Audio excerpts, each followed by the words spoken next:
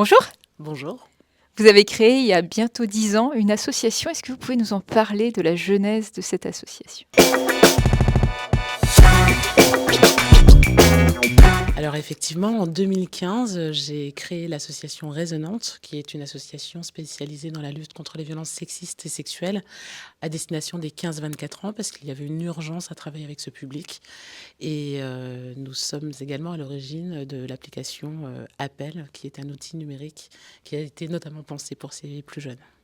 C'est un gros challenge, lancer une association. Vous êtes fier aujourd'hui de ce qu'elle est devenue. Vous pouvez nous la décrire? Alors effectivement, c'est une association qui permet de faire de la prévention de façon massive, notamment dans les établissements scolaires. On a également créé un lieu à Nantes qui permet de recevoir ces groupes.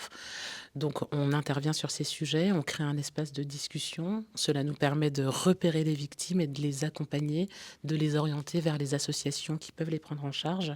Donc on se positionne comme des compagnons de ces jeunes parce qu'on sait que lorsqu'on est victime de violences, ça demande beaucoup d'énergie d'aller chercher de l'aide et de sortir de ces situations. Et une super idée, il y a quelques années, Appel, une application mobile, mais qui fait plein de choses en fait.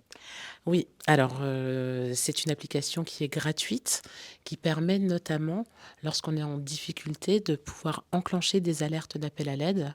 On la télécharge, on définit jusqu'à 3 tiers de confiance, et lorsqu'une alerte est enclenchée, ces 3 personnes entendent en direct ce qui se passe, elles ont le suivi GPS en temps réel, et donc en comprenant la situation, elles peuvent organiser les secours en soutien à la victime. Et puis surtout, l'alerte est automatiquement enregistrée et donc elle va pouvoir être utilisée comme preuve. Et puis on a également centralisé vraiment tout l'existant. On sait qu'il existe plein d'associations, plein de dispositifs, plein de choses sur les territoires qui sont pensées pour les victimes de violences. Et donc on a rassemblé le tout dans une application simple. Donc on peut trouver les lignes d'aide, de l'information concrète, des chats. Et vraiment l'idée c'est de faciliter toutes les démarches des victimes, mais aussi des personnes qui sont proches des victimes qui ne savent généralement pas trop comment leur venir en aide. Il y a déjà 160 000 personnes qui ont téléchargé Appel.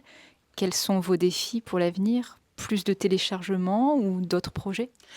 Alors malheureusement, on sait que les victimes de violences sont nombreuses, que ça soit dans l'espace privé ou l'espace public.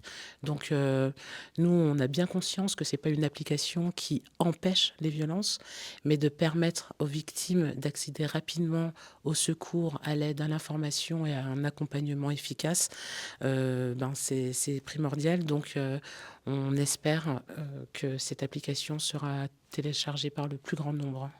Eh bien nous, on va en parler tout autour de nous. Merci beaucoup.